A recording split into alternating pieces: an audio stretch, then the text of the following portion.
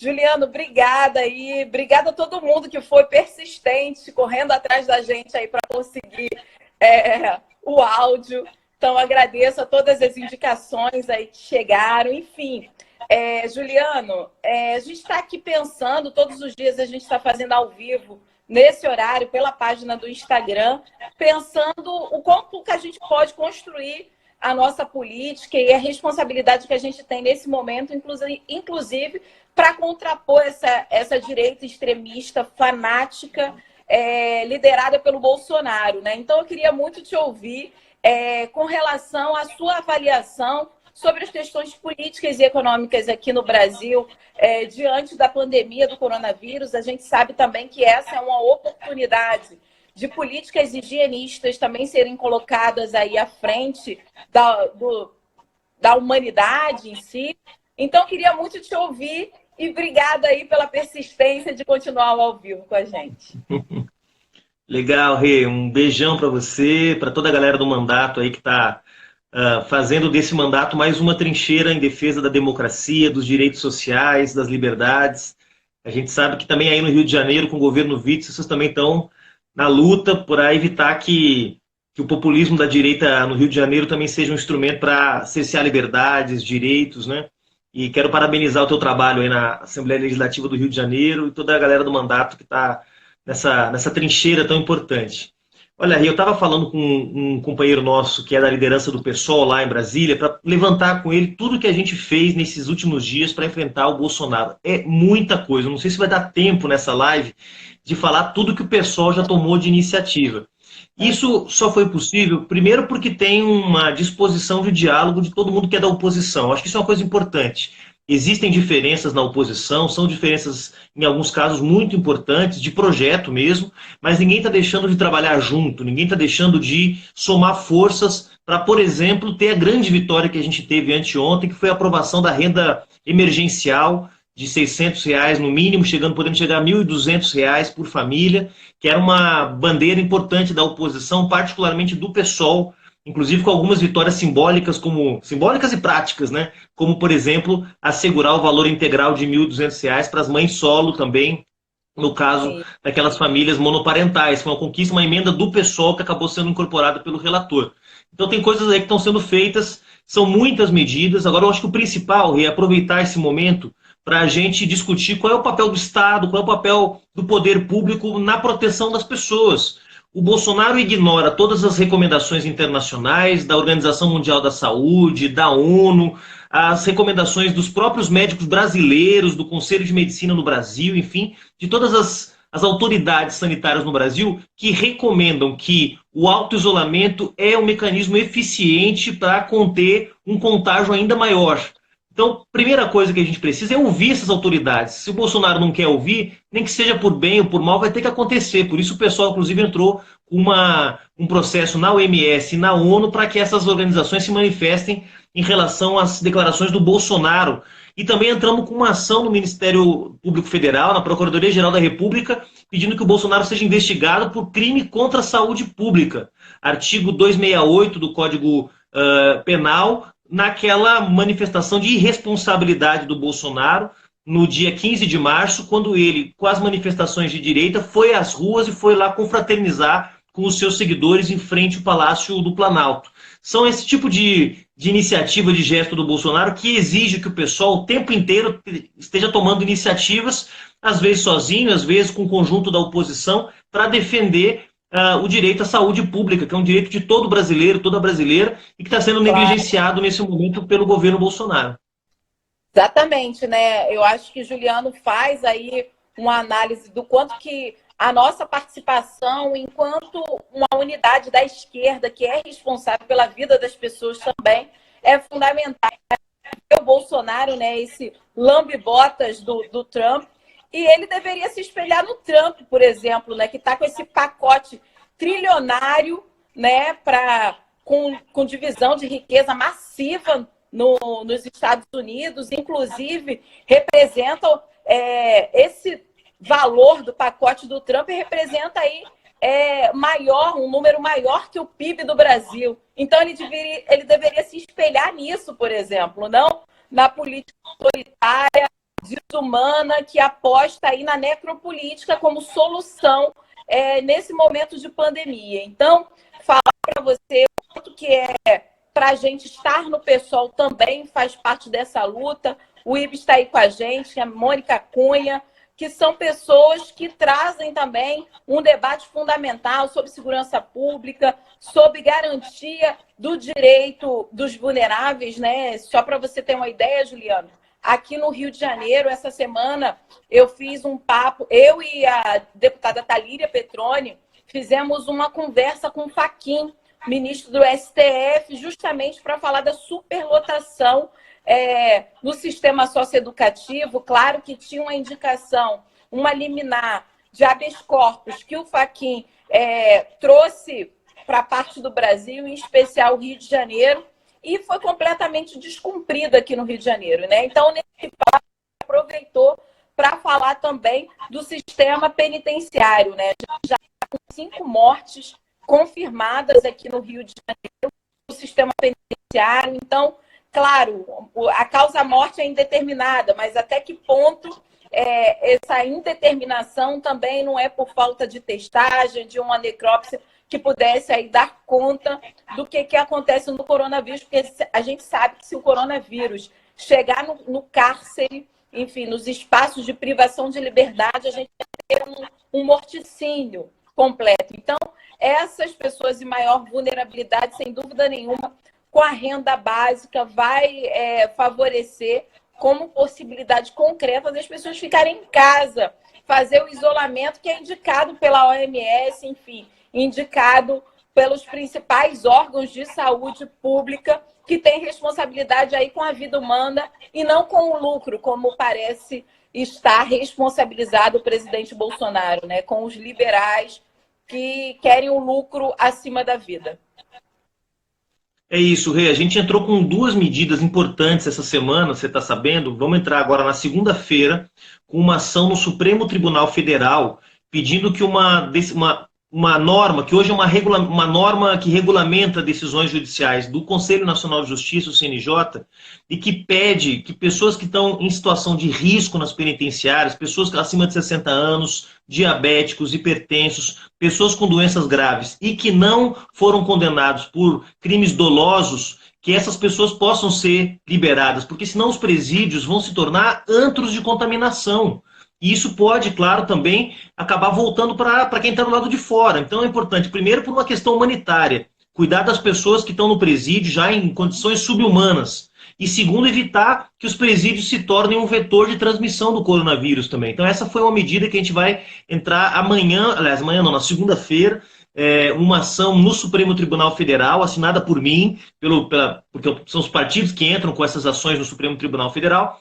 E também tem um projeto super importante, que vocês aí deram uma contribuição fundamental no Rio de Janeiro, a Thalíria, que é o que a gente está chamando de plano emergencial de combate à pandemia nas favelas e periferias, que é para garantir que as pessoas tenham condições mínimas de acesso à água, água sanitária, proibir cortes, proibir despejos, garantir que as pessoas tenham acesso ao álcool gel, que parece uma coisa muito comum para quem é da classe média, mas nas periferias o acesso é difícil, garantir que não tenha nenhum tipo de corte de água, nem de interrupção no fornecimento. Há comunidades no Brasil afora que tem uma distribuição de água que não é regular, que é intermitente, recebe água algumas horas por dia. Como é que a pessoa vai poder lavar as mãos se não consegue ter acesso à água de forma constante? Então esse é um projeto que a gente protocolou também na Câmara, pensando muito nessa realidade que vocês aí, através do mandato, dialogam muito e defendem muito. A ideia também é não só o confinamento, porque quem pode ficar confinado somos nós, que temos acesso às condições mínimas para isso,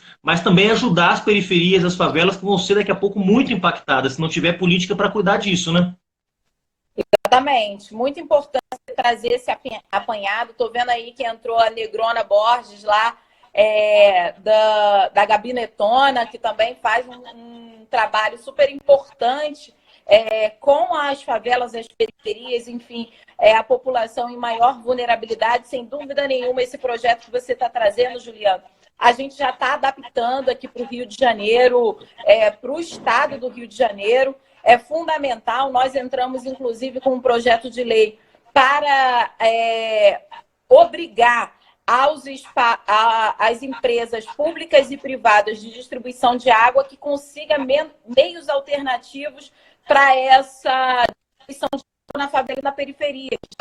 Já carece aí de uma omissão do próprio Estado na distribuição regular de água, mas nesse momento da pandemia, em que a gente tem como principal ação concreta lavar as mãos, né, é a higienização das mãos, como a gente fala para as pessoas que não têm água para beber.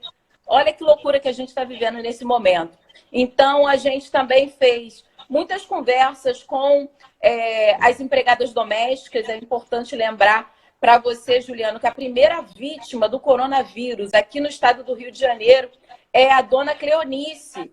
Ela é uma empregada doméstica que estava trabalhando na casa com os seus empregadores aí positivados já com o coronavírus, mas ela não foi liberada com salário, então ela contraiu a doença e veio a óbito. Então, a gente vê o quanto que também essa situação de vulnerabilidade, ela pega estratos da sociedade de maneira muito concreta. Então, estou falando das empregadas domésticas, das diaristas. Nós tivemos também conversando com a presidente do sindicato das empregadas domésticas e ela trouxe todo o debate também com relação às babás, às cuidadoras e essas diaristas, né? Porque muitas vezes não tem carteira assinada. Então, também conversamos, Juliano, com a Maria dos Camelôs, uma liderança, mulher forte aqui no estado do Rio de Janeiro, que trabalha basicamente com essa população aí de trabalhadores informais e o quanto que a gente precisa falar disso, né? Afinal de contas, os camelôs, os trabalhadores informais, trabalham de manhã para ter o que jantar.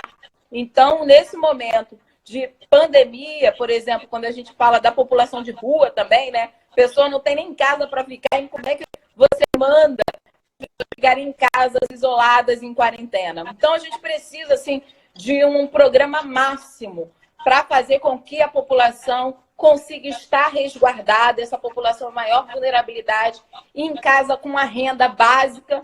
Então, aqui no Rio de Janeiro, a gente já está pensando como é que a gente constrói isso. Claro, com toda a pressão que a gente precisa fazer para o Senado aprovar e também para o Bolsonaro sancionar, né? Porque esse genocida na presidência da República, lunático, enfim, inviabiliza possibilidades concretas da gente apresentar como nesse momento de pandemia. Aqui no Rio de Janeiro também, Juliana, aproveitar para te dar um informe, a gente está atendendo ainda pela Comissão de Defesa dos Direitos Humanos em um e-mail, que é o direitoshumanos.lerge@gmail.com.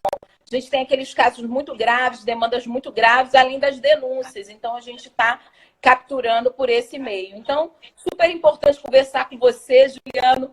E aí eu gostaria de quais os caminhos, assim, a gente está, Juliano, concretamente, com esse pacote importante feito pelo PSOL no Congresso Nacional, com a nossa bancada de 10 deputados e deputadas muito ativos, pensando e colaborando junto. Diz para mim o quanto que a gente pode também aprender nesse momento, né? Porque você perceba, a renda básica é uma luta histórica da esquerda. A gente já apresentava isso como uma solução concreta para as desigualdades sociais no Brasil. Então, agora, trazer a renda básica também é uma vitória da esquerda num debate como esse, ainda que seja no momento de pandemia.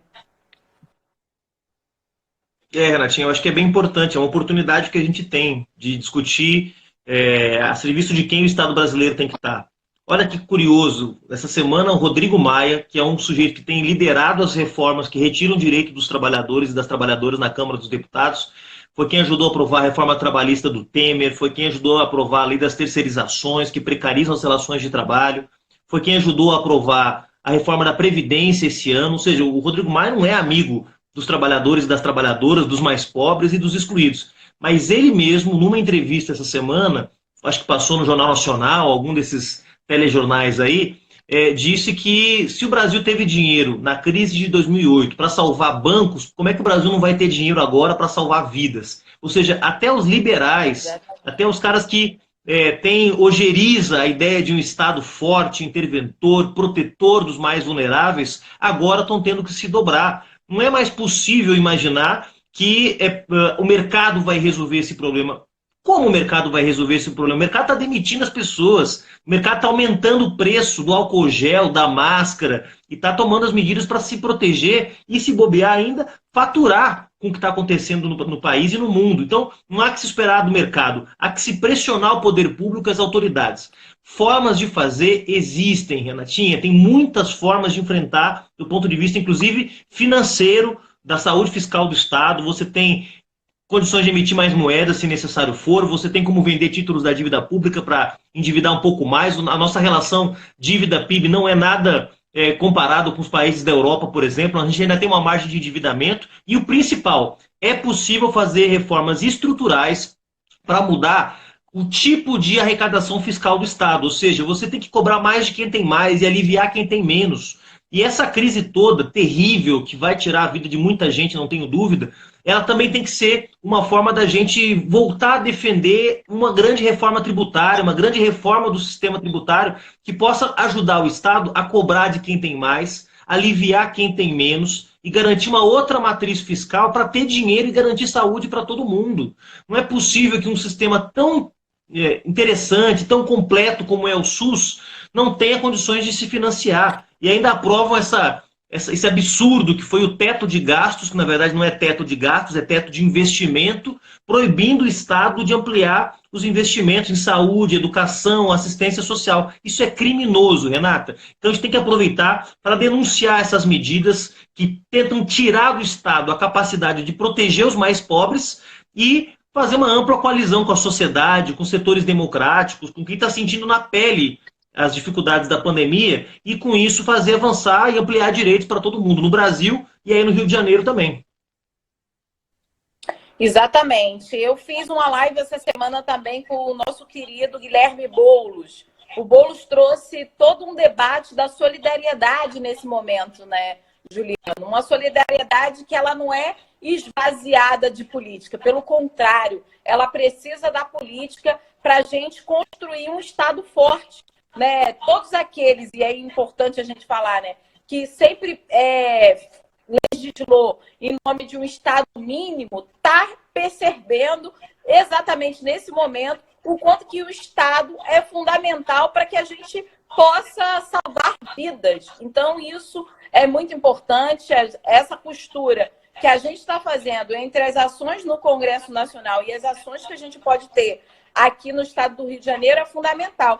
E aí, Juliano, só para a gente já ir finalizando, já às 19 horas que a gente vai fechando aqui a live, né? Claro que teve aí o nosso problema técnico, concretamente, mas importante, Juliano, a gente pensar que hoje tem alguns governos que beberam da água do Bolsonaro e hoje está querendo dizer que é oposição, né? A gente tem em São Paulo Dória, a gente tem aqui no Rio de Janeiro o Wilson Witzel, mas, por exemplo, é importante a gente falar, o Wilson Witzel, nesse momento no Rio de Janeiro, em que o desabastecimento de água é concreto, né, onde a gente teve aí os problemas relacionados à SEDAI, por conta justamente da opção do Wilson Witzel de sucatear a SEDAI, né, se você lembra bem, o Hélio Cabral era o presidente da SEDAI aqui e ele foi o mesmo cara, um dos réus lá na tragédia de Mariana. Claro, tragédias que não pode ser considerada uma tragédia. Afinal de contas, aquilo que é evitável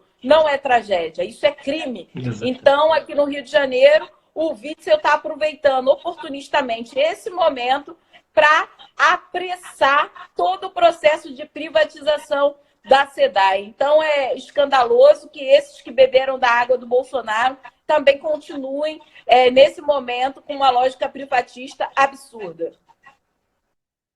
É isso, Rê. Eu acho que a gente teve aí, anteontem, uma demonstração de como é importante seguir disputando a narrativa de quem está do lado do povo e quem está contra o povo. Quando foi aprovada aí a nossa renda emergencial, com grande participação da oposição e do pessoal em particular, o Bolsonaro saiu dizendo, naquela mesma noite, replicado pelos deputados bolsonaristas e pelos seus apoiadores, que a renda emergencial era uma conquista do governo. Mas vamos lembrar, o governo Bolsonaro propôs R$200 por mês. um escândalo. Isso não é nada para quem precisa garantir as condições mínimas de sobrevivência e ainda combater uma epidemia, comprando água sanitária, álcool gel, sabonete, etc. Então, ele iniciou imediatamente. O pessoal que estava apoiando as suas reformas, o PSDB, o DEM, o seu João Dória, o seu Witzel, começou também a dizer que não foi uma conquista do Bolsonaro nem da oposição. Foi uma conquista desse setor liberal, de centro, centro-direita. Então, foi muito importante que todo mundo entrasse nessa disputa, os deputados e as deputadas estaduais, deputados e deputadas federais, de todos os partidos políticos, os movimentos sociais. Teve uma articulação muito importante da Coalizão pela Reforma Política Democrática, liderada pelo Antônio Moroni, que fez uma campanha grande no país inteiro, com vários movimentos sociais, artistas, intelectuais, defendendo essa medida. Então, foi importante a gente disputar essa narrativa, porque se deixar eles confiando de que as pessoas vão esquecer o que eles fizeram no verão passado, o seu Witzel vai dizer que nunca apoiou o Bolsonaro. O seu Witzel vai dizer que não tem nada a ver com o problema da água no Rio de Janeiro. O seu Witzel vai dizer que anteontem não estava no palanque, ou o seu Dória vai dizer que anteontem não estava no palanque com o Bolsonaro. E a gente precisa lembrar. É claro que eu quero que o Dória e o Witzel rompam com o Bolsonaro e, se possível, apoiem medidas que são justas. Mas isso não nos deve fazer esquecer o que eles fizeram no verão passado. Esses caras estavam apoiando o Bolsonaro, apoiando as medidas de retirada de direitos, e a gente tem que lembrar a população quem estava do lado dela quando a coisa apertou. Exatamente. Eu acho que tem uma questão que é central nesse momento, que é justamente aqueles que não negam a ciência, aqueles que não negam a realidade e as experiências ocorridas em outros países, né, como a Itália, por exemplo, que está aí amargando mais de 5 mil mortos porque negligenciou o isolamento, negligenciou o processo de quarentena, mas a gente precisa aprender com quem já passou pela pandemia, né? E que hoje aí está amargando o número de mortes absurdo. Agora é isso, né? A gente tem uma burguesia, uma elite política e econômica nesse momento que tenta aí reconfigurar também essa situação. Uma angariando aí as iniciativas que são da esquerda, do campo progressista há muito tempo, e outra já tentando minimizar e subestimar o número de mortos, né? Isso é um absurdo. Quando a pior tragédia, Juliana, é quando as pessoas acham que outras pessoas são descartáveis. Quando um Estado olha para as pessoas como se essa daí pode morrer, que não vai fazer falta para ninguém. A gente tem essa visão direcionadas aos pobres, direcionada a quem mora na favela, na periferia, direcionada a quem hoje está aí privado de liberdade. E nós precisamos fazer o máximo que a humanidade não se desumanize, né? Eu acho que esse momento é um momento de desafio para toda a humanidade, mas, sem dúvida nenhuma, um desafio para nós que desde sempre lutamos pela dignidade humana, lutamos contra as desigualdades sociais, e nesse momento aí a gente tem aí uma prova concreta de como é viável as soluções apresentadas pela esquerda, como, por exemplo, a renda básica, que não deveria ser só no momento de pandemia, como deveria ser a política pública acertada para combater as desigualdades sociais.